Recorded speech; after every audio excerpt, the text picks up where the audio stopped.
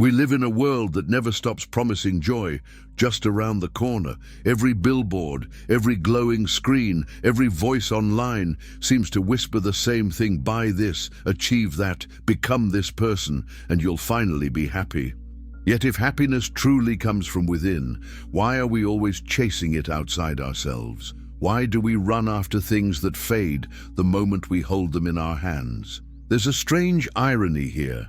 The more we search, the further away happiness seems to move, as if it were teasing us from behind a glass wall. Have you ever wondered why a new phone, a new outfit, or even a compliment can light you up, but only for a little while? Why does that spark of excitement vanish so quickly? The answer is simple, yet unsettling. We confuse stimulation for fulfillment. We keep drinking from the well of pleasure, hoping it will quench our thirst for meaning. But pleasure fades, and the thirst returns, deeper than before. Happiness, the Buddha taught, is not something to be chased or captured.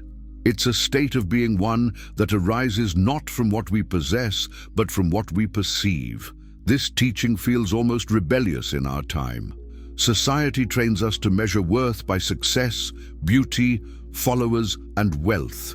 Every ad feeds the same craving: more, newer, better. And yet after the purchase, the rush fades, leaving only the echo of wanting again. The Buddha called this cycle tanha, the endless craving, the restless pull toward what we don't have, and the aversion to what we dislike. Craving keeps us running on the wheel of samsara, a never-ending loop of desire, satisfaction, and disappointment. It's like drinking salty water. The more we consume, the thirstier we get. And before we continue, if this reflection already stirs something in you, take a moment, leave a like, subscribe, and share this video. Not for numbers, but because you might help someone else pause, breathe, and see themselves differently. Buddha's insight wasn't about denying pleasure or abandoning life. It was about understanding it. He saw that chasing external satisfaction was like chasing shadows. No matter how fast we run, we can never grasp them. He described two forms of pleasure. The first is pleasure through the senses, the sweetness of food, the praise of others, the thrill of achievement. It's real, but temporary. The second, deeper kind is sukha, an inner joy that comes from clarity, compassion, and contentment. Sukha isn't an emotion that flickers. It's a peace that endures. It doesn't depend on circumstances. It flows from awareness. Our modern psychology mirrors this truth.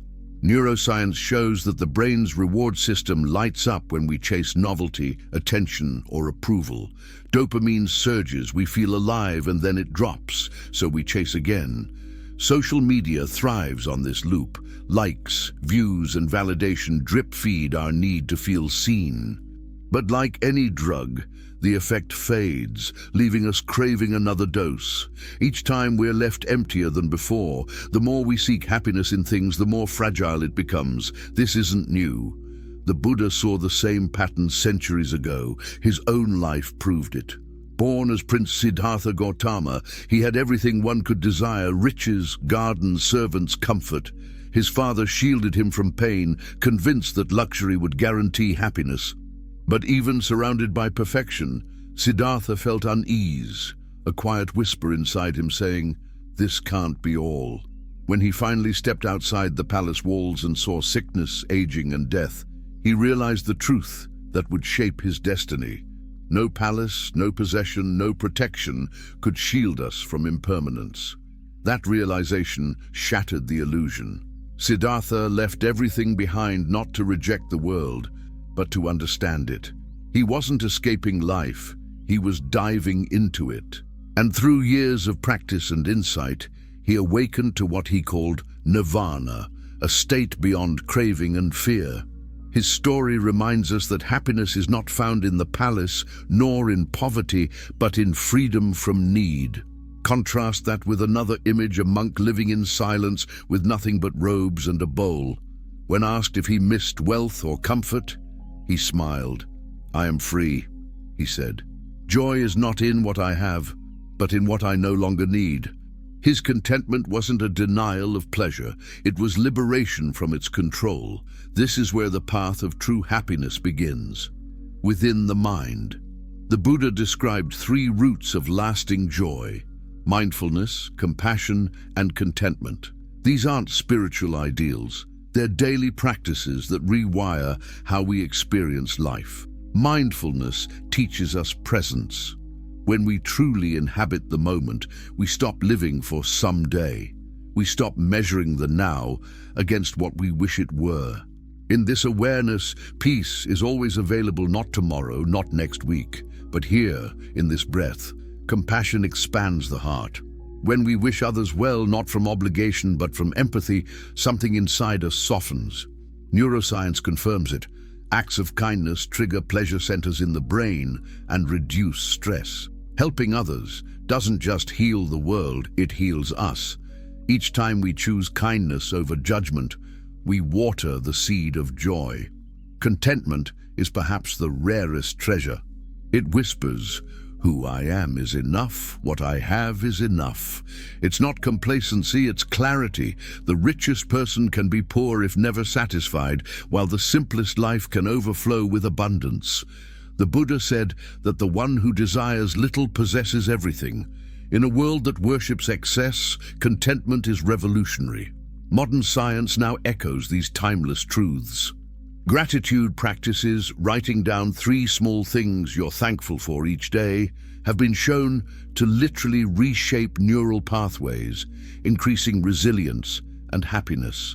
Mindfulness meditation balances the emotional brain. Compassion training boosts life satisfaction.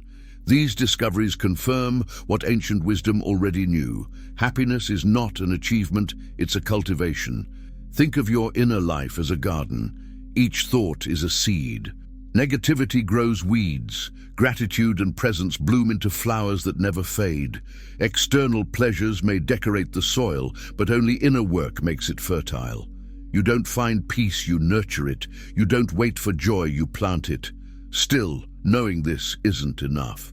The Buddha emphasized practice wisdom means little if it's not lived.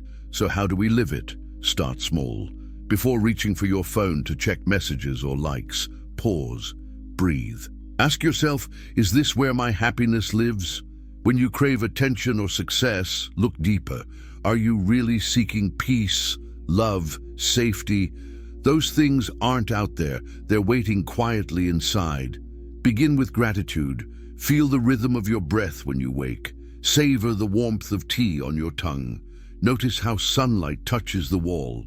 Whisper a simple thank you, not to someone, but to life itself. Each moment of awareness adds a drop to your inner well, slowly filling it with calm.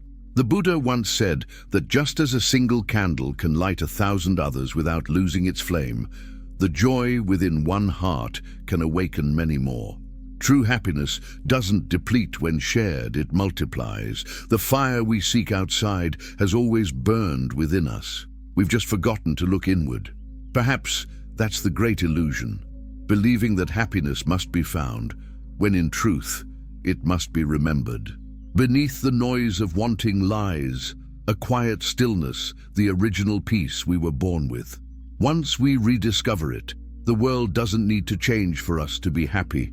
Our perception does. Life stops being a race and becomes a rhythm, gentle, alive, enough. So, ask yourself one final question. Are you drinking fresh water or salt? Are you nourishing your peace or feeding your thirst? The answer might reshape your entire life. Because true happiness doesn't come from owning, winning, or proving. It comes from being. And if these words touch something inside you, if they reminded you of your own inner garden waiting to bloom, then take a moment now. Leave a like, subscribe, and share this message with someone who might need to hear it today. Maybe, just maybe, it will help them stop searching outside and start coming home to themselves.